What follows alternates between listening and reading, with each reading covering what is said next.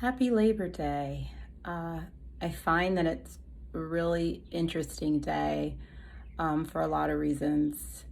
My brother actually brought it to my attention and I really thought about it. So, Labor Day is a holiday for most of us with white collar jobs. We get to stay home and spend time with our family. But for those in blue collar jobs, most of them still have to go to work and still run the buses and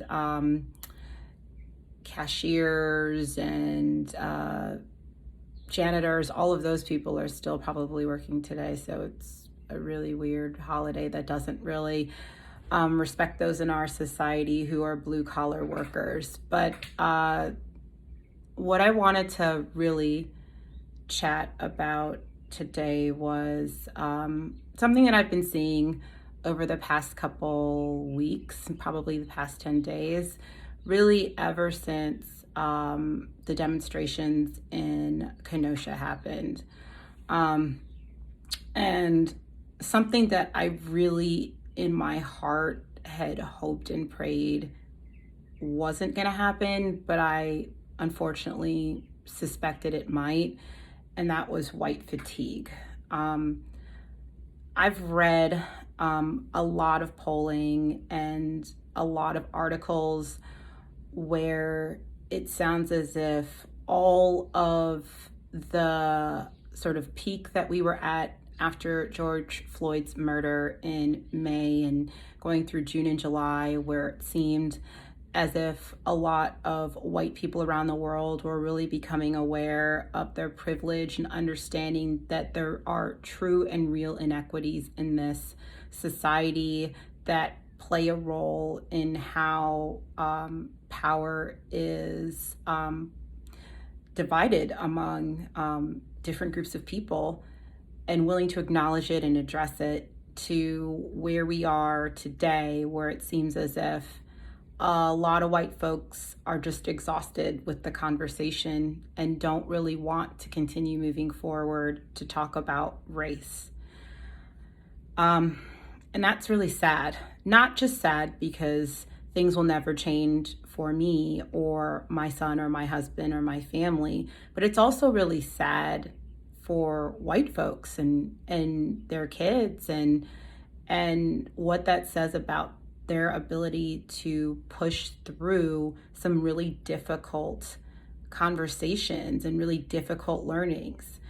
This was also followed up by, to reinforce that point, the current administration in the US has decided to remove the 1619 Project, or at least look into removing the 1619 Project in public school education, which, if you're not aware, the 1619 Project is a Pulitzer-winning project that describes the African slave trade and its effects on society from 1619 to 2019. It was a 400-year look back. And it really gives a very authentic and true version of events that we didn't learn in school. The other thing that we learned last week as well was that the administration was going to stop doing diversity courses to any of the federal agencies. All of this just is, I don't know if there's any other word but sad. I wasn't angry, I wasn't upset in terms of just visceral anger. I was just sad because I felt like we were going to a place in society where people were going to start to really look internally and see what they could do. And it seems more and more that folks don't want to do the hard work. And I wrote a blog about this, which I'll happily share in one of my posts, but it really is incumbent on white people to do the hard work. And it's not just doing it for me, it's doing it for you, and really understanding this United States experiment and how we all got here and how we all play a role in making it better.